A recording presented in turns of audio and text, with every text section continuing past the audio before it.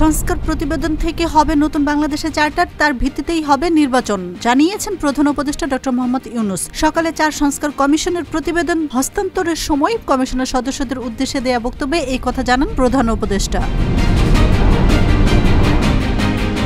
জুলাই আগস্টের হত্যার বিচারে সর্বোচ্চ গুরুত্ব দিচ্ছে সরকার। এই গণহত্যার বিচার করতে না পারলে বেঁচে থাকার অধিকার নেই, মন্তব্য আইন উপদেষ্টা আসিফ নজরুলের। সকালে বাংলা একাডেমিতে এই মন্তব্য করেন তিনি।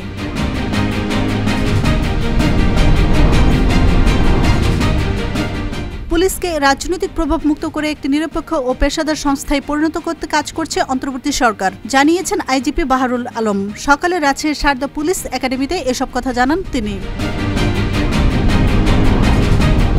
কিশোরগঞ্জে গত 4 আগস্ট বৈষম্য বিরোধী ছাত্র আন্দোলনের মিছিলে হামলার অভিযোগে সাবেক প্রধানমন্ত্রী শেখ হাসিনা ও সাবেক রাষ্ট্রপতি আব্দুল হামিদ সহ 124 জনের নামে মামলা করা হয়েছে। আজ সদর থানায় মামলাটি করা হয়েছে। ছাত্র আন্দোলনের সময় ঢাকা কলেজের শিক্ষার্থী শামীমকে হত্যা চেষ্টা মামলায় সাবেক শিল্প উপদেষ্টা সালমান এফ রহমান ও সাবেক আইসিটি প্রতিমন্ত্রী পলক সহ 3 আসামির 4 দিনের রিমান্ড মঞ্জুর করেছেন আদালত। আজ ঢাকার মেট্রোপলিটন ম্যাজিস্ট্রেট আজহারুল ইসলামের আদালত এই আদেশ দেন। 450 কোটি টাকার দুর্নীতির অভিযোগে সাবেক মন্ত্রী জাহাঙ্গীর কবির নানক ও তার স্ত্রী কন্যা এবং নারায়ণগঞ্জের সাবেক এমপি শামীম ওসমান সহ তার স্ত্রী ছেলের বিরুদ্ধে পৃথক মামলা করেছে দুদক।